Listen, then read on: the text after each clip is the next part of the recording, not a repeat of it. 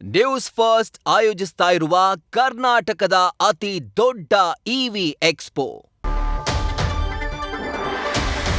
ತೇಜಸ್ವಿ ಸೂರ್ಯರಿಂದ ವಿನೂತನವಾಗಿ ಪ್ರತಿಭಟನೆ ನಡೆಸಲಾಗಿದೆ. ಖಾಲಿ ಟ್ರಂಕ್ ಹಿಡಿದು ಮೆಟ್ರೋ ನಿಲ್ದಾಣಕ್ಕೆ ಬಂದಿದ್ರು ಸಂಸದ. ಶ್ವೇತ ಪತ್ರವನ್ನ ಹೊರಡಿಸುವಂತೆ ರಾಜ್ಯ ಸರ್ಕಾರಕ್ಕೆ ಆಗ್ರಹಿಸಿದ್ರು. ಬಿಜೆಪಿ ಸಂಸದ ತೇಜಸ್ವಿ ಸೂರ್ಯರಿಂದ ಸರ್ಕಾರಕ್ಕೆ ಆಗ್ರಹ. ಖಾಲಿ ಟ್ರಂಕ್ ಸರ್ಕಾರ ಇದು ಅಂತ ಹೇಳಿದ್ರು ತೇಜಸ್ವಿ ಸೂರ್ಯ. ಹೀಗಾಗಿ ಟ್ರಂಕನ್ನು ಹಿಡಿದುಕೊಂಡು ಬಂದಿದ್ರು ಮೆಟ್ರೋ ಸ್ಟೇಷನ್ಗೆ.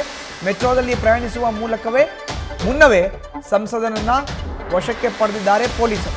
ತೇಜಸ್ವಿ ಸೂರ್ಯನ ಕೈನಲ್ಲಿ ಇದ್ದಂಥ ಟ್ರಂಕ್ ವಶಕ್ಕೆ ಪಡೆದಿದ್ದಾರೆ ಪೊಲೀಸರು. ಅವರ ಜೊತೆ ಶಾಸಕ ಸಿ.ಕೆ. ರಾಮಮೂರ್ತಿ ಕೂಡ ಇದ್ರು.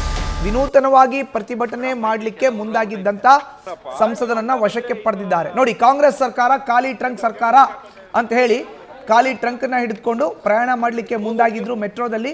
ಬಟ್ ಅದಕ್ಕಿಂತ ಮುಂಚಿತವಾಗಿಯೇ ತೇಜಸ್ವಿ ಸೂರ್ಯನನ್ನ ಪೊಲೀಸರು ವಶಕ್ಕೆ ಪಡೆದಿದ್ದಾರೆ. ನೋಡ್ತಾ ಇದ್ದೀವಿ ದೃಶ್ಯಾವಳಿಗಳಲ್ಲಿ. ಬೆಂಗಳೂರು ದಕ್ಷಿಣ ಲೋಕಸಭಾ ಕ್ಷೇತ್ರದ ಸಂಸದ ತೇಜಸ್ವಿ ಸೂರ್ಯ ಅವರು ರಾಜ್ಯ ಸರ್ಕಾರ ಮೆಟ್ರೋಗೆ ಕೊಡಬೇಕಾಗಿರೋ ಅಂತ ಅನುದಾನವನ್ನ ಕೊಡ್ತಾ ಇಲ್ಲ, ಹೀಗಾಗಿಯೇ ಮೆಟ್ರೋದ ಪ್ರಯಾಣಿಕರ ಮೇಲೆ ಹೊರೆ ಬೀಳ್ತಾ ಇದೆ ಅನ್ನೋ ನೇರ ಆರೋಪವನ್ನ ಮಾಡಿದ್ರು. ಈ ಮೂಲಕ ಇದು ಖಾಲಿ ಟ್ರಂಕ್ ಸರ್ಕಾರ ಅಂತ ಕಿಡಿಕಾರಿದ್ರು, ಕುಟುಕಿದ್ರು ರಾಜ್ಯ ಸರ್ಕಾರಕ್ಕೆ.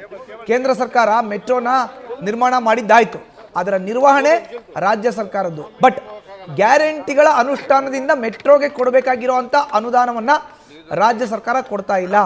ನಮ್ಮ ಮೆಟ್ರೋಗೆ ಮೀಸಲಿಡಬೇಕಾದಂತ ಅನುದಾನವನ್ನ ಮೀಸಲಿಡಲಾಗ್ತಾ ಇಲ್ಲ ಅನ್ನೋ ಆರೋಪವನ್ನ ತೇಜಸ್ವಿ ಸೂರ್ಯ ಮಾಡಿದ್ರು. ಬಟ್ ಯಾವಾಗ ಖಾಲಿ ಟ್ರಂಕ್ ತಂದು ವಿನೂತನವಾಗಿ ಪ್ರತಿಭಟನೆಯನ್ನ ಮಾಡಲಿಕ್ಕೆ ತೇಜಸ್ವಿ ಸೂರ್ಯ ಮುಂದಾದ್ರೋ ತತ್ಕ್ಷಣವೇ ಎಚ್ಚೆತ್ತಂತ ಪೊಲೀಸರು ಪ್ರತಿಭಟನಾಕಾರರನ್ನ ವಶಕ್ಕೆ ಪಡೆದಿದ್ದಾರೆ.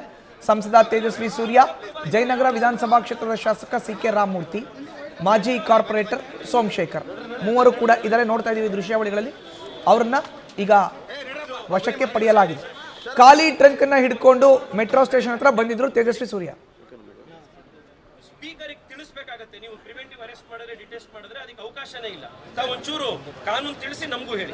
ಈಗ ಇದಿದ್ರೆ ನಿಮಗೆ ಪ್ರಾಬ್ಲಮ್, ಜನಕ್ಕೆ ಇದಿದ್ರು ಅಷ್ಟೇ ಸಾರಿ ಸರ್ಕಾರ ಖಾಲಿ ಟ್ರಂಕ್ ಅಂತ ಇದನ್ನೇನು ಹಾಕ್ಬೇಕಾಗಿಲ್ಲ ಬಿಡಿ ಸರ್. ಪೊಲೀಸರ್ ಮೊಬೈಲ್ ಸರ್ ಈಗ ಆಯ್ತಲ್ಲ, ಇವಾಗ ಈಗ ಬಿಡಿ. ಈಗ ಟ್ರಂಕ್ ತಗೊಂಡು ಹೋಗಬಾರ್ದು ಅಂತ ಯಾವ್ದಿದೆ ಕಾನೂನು? ಯಾವ್ದ್ರಲ್ಲಿ ಸರ್? ಪ್ರೊಟೆಸ್ಟೇ ಮಾಡ್ತಾ ಇಲ್ವಲ್ಲ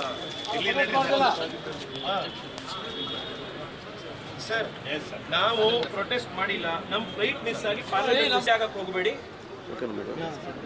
ಸ್ಪೀಕರಿಗೆ ತಿಳಿಸಬೇಕಾಗತ್ತೆ, ನೀವು ಪ್ರಿವೆಂಟಿವ್ ಅರೆಸ್ಟ್ ಮಾಡಿದ್ರೆ ಡಿಟೆಸ್ಟ್ ಮಾಡಿದ್ರೆ ಅದಕ್ಕೆ ಅವಕಾಶನೇ ಇಲ್ಲ. ತಾವು ಒಂಚೂರು ಕಾನೂನು ತಿಳಿಸಿ ನಮಗೂ ಹೇಳಿ. ಈಗ ಇದಿದ್ರೆ ನಿಮಗೆ ಪ್ರಾಬ್ಲಮ್, ಜನಕ್ಕೆ ಇದಿದ್ರು ಅಷ್ಟೇ ಸಾರಿ ಸರ್ಕಾರ ಖಾಲಿ ಟ್ರಂಕ್ ಅಂತ ಇದನ್ನೇನು ಹಾಕ್ಬೇಕಾಗಿಲ್ಲ ಬಿಡಿ ಸರ್. ಪೊಲೀಸರ್ ಮೊಬೈಲ್ ಸರ್ ಈಗ ಆಯ್ತಲ್ಲ, ಇವಾಗ ಈಗ ಬಿಡಿ. ಪಾರ್ಲಿಮೆಂಟಿಗೆ ಹೋಗ್ತಾ ಇದ್ದೀನಿ. ನಮ್ಮ ಜಯನಗರ ಮೆಟ್ರೋ ಸ್ಟೇಷನ್ ಇಂದ ಬಸವನಗುಡಿ ಮೆಟ್ರೋ ಸ್ಟೇಷನಿಗೆ ಹೋಗ್ತಾ ಇದ್ದೀನಿ ಅಷ್ಟೇನೆ. ಮೊದಲನೇದಾಗಿ ಬೆಂಗಳೂರು ಜನರ ಹೋರಾಟದ ಪ್ರತಿಫಲವಾಗಿ ರಾಜ್ಯ ಸರ್ಕಾರ ಏನು ಮೆಟ್ರೋ ದರವನ್ನು 2ನೇ ಬಾರಿ ಏರಿಸಬೇಕು ಅಂತ, ಗಾಯದ ಮೇಲೆ ಬರೆ ಹಾಕಬೇಕು ಅನ್ನುವಂಥ ಯೋಜನೆ ಹೊರಟಿದ್ರು. ಅದನ್ನು ನಿನ್ನೆ ಕೇಂದ್ರ ಸರ್ಕಾರದ ಒತ್ತಾಯದ ಮೇಲೆ ಅದನ್ನು ನಿಲ್ಲಿಸಲಾಗಿದೆ. ನಾನು ನಿನ್ನೆ ಕೂಡ ಹೇಳಿದ್ದೀನಿ, ಇದು ಕೇಂದ್ರ ಸರ್ಕಾರ ತಾತ್ಕಾಲಿಕವಾಗಿ ಕೊಟ್ಟಿರುವಂಥ ನೆರವಷ್ಟೇ. ಮೆಟ್ರೋ ದರ ಪದೇ ಪದೇ ಏರ್ತಾ ಇರುವಂಥದ್ದು ರಾಜ್ಯ ಸರ್ಕಾರ ಇಷ್ಟು ವರ್ಷಗಳು ಹಿಂದೆ ಎಲ್ಲ ಸರ್ಕಾರಗಳು ಕೊಟ್ಟಂತೆ ಬಜೆಟ್ನಲ್ಲಿ ಶ್ಯಾಡೋ ಕ್ಯಾಶ್ ಸಪೋರ್ಟು ಏನು ಬಜೆಟ್ನಲ್ಲಿ ಮೆಟ್ರೋ ಕೊಡ್ತಾ ಇದ್ರು, ಅದನ್ನು ಈ ಸರ್ಕಾರ ನಾವು ದಿವಾಳಿ ಎದ್ದೋಗಿದ್ದೀವಿ, ನಾವು ಖಾಲಿ ಟ್ರಂಕ್ ಆಗಿದ್ದೀವಿ, ನಮ್ಮ ಹತ್ರ ದುಡ್ಡಿಲ್ಲ, ಆ ಕಾರಣಕ್ಕೆ ನಮಗೆ ಕೊಡೋಕ್ಕಾಗೋದಿಲ್ಲ, ಅದನ್ನು ನೀವು ದರ ಏರಿಸಿ ಪ್ರಯಾಣಿಕರಿಂದನೇ ತಗೊಳ್ಳಿ ಅಂತ ಹೇಳಿದ್ದಾರೆ. ಆ ಕಾರಣಕ್ಕೋಸ್ಕರ ದರ ಜಾಸ್ತಿ ಆಗಿದೆ. ಬೆಂಗಳೂರಿನಲ್ಲಿ ಮೆಟ್ರೋ ದರ ಕಡಿಮೆ ಆಗಬೇಕು ಅಂತಂದರೆ ರಾಜ್ಯ ಸರ್ಕಾರ, ಹಿಂದೆ ಸರ್ಕಾರಗಳು ಯಾವ ರೀತಿ ಬಜೆಟ್ನಲ್ಲಿ ಶ್ಯಾಡೋ ಕ್ಯಾಶ್ ಸಪೋರ್ಟ್ ಮೆಟ್ರೋ ಕೊಡ್ತಾ ಇತ್ತು ಅದನ್ನು ಮತ್ತೆ ಮುಂದುವರಿಸಬೇಕು.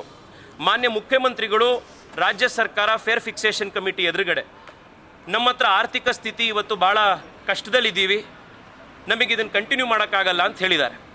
ಇದು ಭಾಳ ಚಿಂತೆಗೀಡುವಂಥ ಒಂದು ವಿಷಯ. ರಾಜ್ಯದ ಸ್ಥಿತಿ ಹೀಗಾಗಿದೆಯಾ ಅಂತ ಬರ್ತಾ ಇರೋ ಬಜೆಟ್ ಸೆಷನ್ನಲ್ಲಿ ಮುಖ್ಯಮಂತ್ರಿಗಳು ಶ್ವೇತಪತ್ರ ಹೊರಡಿಸಬೇಕು. ರಾಜ್ಯದ ಆರ್ಥಿಕ ಶಕ್ತಿ ಏನಿದೆ, ಆರ್ಥಿಕತೆ ಏನಿದೆ, ನಿಜವಾಗ್ಲೂ ಕೂಡ ನಮ್ಮ ಹತ್ರ ನಾವು ದಿವಾಳಿ ಎದ್ದೋಗಿದ್ದೀವ, ನಿಮ್ಮ ನಾಯಕತ್ವದಲ್ಲಿ ಖಾಲಿ ಟ್ರಂಕ್ ಆಗಿದೆಯಾ ರಾಜ್ಯದ ಖಜಾನೆ, ಇದ್ರ ಬಗ್ಗೆ ಕ್ಲಾರಿಟಿ ಕೊಡಬೇಕು ಅಂತ ಆಗ್ರಹ ಮಾಡ್ತಾ ಇದ್ದೀನಿ. ಮತ್ತೊಮ್ಮೆ ಬೆಂಗಳೂರಿನ ನಾಗರಿಕರಿಗೆ ಇವತ್ತು ನಮಗೆ ಸಿಕ್ಕಿರುವಂಥ ಈ ಯಶಸ್ಸಿಗೆ, ಮೆಟ್ರೋ ದರವನ್ನು ಇಳಿಸಿರುವಂಥ, ತಾತ್ಕಾಲಿಕವಾಗಾದರೂ ತಡೆ ಹಿಡಿದಿರುವಂಥ ಈ ಪ್ರಯತ್ನಕ್ಕೆ ಅವರಿಗೆ ಅಭಿನಂದನೆ ಸಲ್ಲಿಸ್ತೀನಿ. ಅವರ ಬೆಂಬಲಕ್ಕೆ ಯಾವಾಗಲೂ ಕೃತಜ್ಞತೆಯಿಂದ ಇರ್ತೀವಿ ಅಂತ ಈ ಸಂದರ್ಭದಲ್ಲಿ ಜನಕ್ಕೆ ನಮಸ್ಕಾರ ಮಾಡ್ತೀನಿ. ಪಾರ್ಲಿಮೆಂಟ್ ನಡಿಬೇಕಲ್ಲ ಸರ್, ಇವ್ರು ಎಲ್ಲಿ ಬಿಡ್ತಾ ಇದ್ದಾರೆ ಕಾಂಗ್ರೆಸ್ನವರು? ಪ್ರತಿ ದಿವಸ ಯಾವುದೋ ಒಂದು ಕುಂಟೆಪ್ಪ ಹಿಡ್ಕೊಂಡ್ಬಂದು ಪ್ರಧಾನಮಂತ್ರಿಗಳಿಗೇನೆ ಘೇರಾವ್ ಹಾಕ್ತೀವಿ. ಪ್ರಧಾನಮಂತ್ರಿಗಳನ್ನೇ ಸದನದ ಒಳಗಡೆ ಯಾರು ಮಹಿಳಾ ಸಂಸದರಿದ್ದಾರೆ ಅವ್ರನ್ನ ಮುಂದೆ ನಾವು ಗಲಾಟೆ ಮಾಡ್ತೀವಿ ಅಂತಿರುವಂಥ ಕಾಂಗ್ರೆಸ್ನವರಿಗೆ ಸದನ ನಡಿಬೇಕು ಅಂತೆಲ್ಲಿದೆ? ಸದನ ನಡೆದ್ರೆ ಈ ಥರದ ವಿಷಯಗಳು ಚರ್ಚೆ ಬರ್ತವೆ. ಇವ್ರಿಗೆ ಸದನ ನಡಿಬೇಕು ಅನ್ನೋದೇ ಇಲ್ಲ. ಇದು ಇವತ್ತಾಗಿರುವಂಥ. ಇನ್ನು ಇದೇ ವಿಚಾರಕ್ಕೆ ಸಂಬಂಧಪಟ್ಟಂತೆ ಹೆಚ್ಚಿನ ಮಾಹಿತಿಯನ್ನು ನೀಡ್ತಾರೆ ನಮ್ಮ ಪ್ರತಿನಿಧಿ ಚಂದನ. RV ಮೆಟ್ರೋ ಸ್ಟೇಷನ್ ಬಳಿಯಿಂದ ನೇರ ಸಂಪರ್ಕಕ್ಕೆ ಜಾಯ್ನ್ ಆಗಿದ್ದಾರೆ. ಚಂದನ, ಈಗಾಗಲೇ ನೋಡ್ತಾ ಇದೀವಿ ನಾವು, ಸಂಸದರು ಖಾಲಿ ಟ್ರಂಕ್ ಅನ್ನ ಹಿಡ್ಕೊಂಡ್ ಬಂದಿದ್ರು, ಬಟ್ ಅವ್ರನ್ನ ಪೊಲೀಸರು ವಶಕ್ಕೆ ಪಡೆದಿದ್ದಾರೆ. ಈಗ ಅಲ್ಲಿ ಪರಿಸ್ಥಿತಿ ಏನಿದೆ, ಸಂಸದರು ಹೇಳುವಂಥದ್ದು ಏನು, ಪ್ರಯಾಣಿಕರು ಏನು ಹೇಳ್ತಾ ಇದ್ದಾರೆ ಚಂದನ?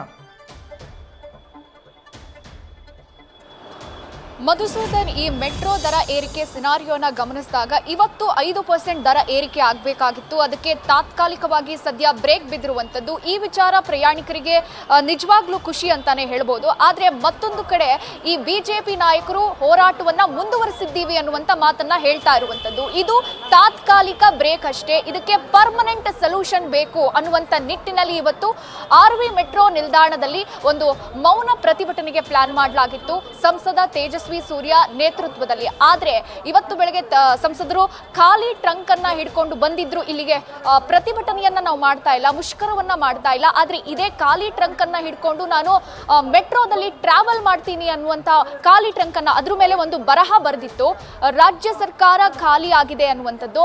ಆ ಬರಹವನ್ನ, ಪೋಸ್ಟರ್ ಅನ್ನ ಅಂಟಿಸ್ಕೊಂಡು ಅವರು ಖಾಲಿ ಟ್ರಕ್ ಅನ್ನ ತೆಗೆದುಕೊಂಡು ಬಂದಿದ್ರು. ಆದ್ರೆ ಪೊಲೀಸರು ಅವರು ಮೆಟ್ರೋದೊಳಗಡೆ ಎಂಟ್ರಿ ಆಗೋದಕ್ಕೆ ಬಿಡ್ಲಿಲ್ಲ. ಅವರನ್ನ ಮೆಟ್ರೋದ ದ್ವಾರದಲ್ಲೇ ತಡೆ ಹಿಡಿದು ಶಾಸಕ CK ರಾಮಮೂರ್ತಿ ಹಾಗೂ ಸಂಸದ ತೇಜಸ್ವಿ ಸೂರ್ಯ ಇಬ್ಬರನ್ನೂ ಕೂಡ ವಶಕ್ಕೆ ಪಡೆದು ಈಗ ಜೀಪ್ನಲ್ಲಿ ಕೂರಿಸಿಕೊಂಡು ಹೋಗಿರುವಂಥದ್ದು. ಅಂದ್ರೆ ಇಲ್ಲಿಗೆ ಬಂದಂತ ಸಂದರ್ಭದಲ್ಲಿ ಸಂಸದರು ಹೇಳ್ತಾ ಇರುವಂತ ಮಾತು, ಸರ್ಕಾರ ಕೇವಲ ಕೇಂದ್ರ ಸರ್ಕಾರದತ್ತ, ರಾಜ್ಯ ಸರ್ಕಾರ ಕೇವಲ ಕೇಂದ್ರ ಸರ್ಕಾರದತ್ತ ಬೊಟ್ಟು ಮಾಡ್ತಾ ಇದೆ.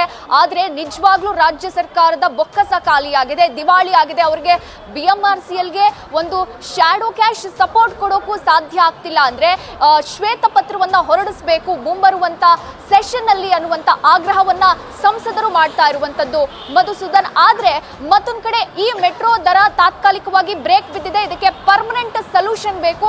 ಹಾಗೆ ಸಂಸದರು ಒಂದು ಮಾತನ್ನ ಹೇಳ್ತಾರೆ, ಈ ಹೋರಾಟದ ಹಾದಿ ಮುಂದುವರಿಯುತ್ತೆ, ಇದನ್ನ ನಾವು ಬಿಡೋದಿಲ್ಲ ಅನ್ನುವಂತ ಮಾತನ್ನ ಹೇಳಿರುವಂತದ್ದು ಮಧುಸೂದನ್. ಧನ್ಯವಾದ ಚಂದನ ನಿಮ್ಮ ಮಾಹಿತಿಗೆ. ನ್ಯೂಸ್ ಫಸ್ಟ್ ನಿರ್ಭೀತಿಯಿಂದ ನಿಮ್ಮ ಪರವಾಗಿ.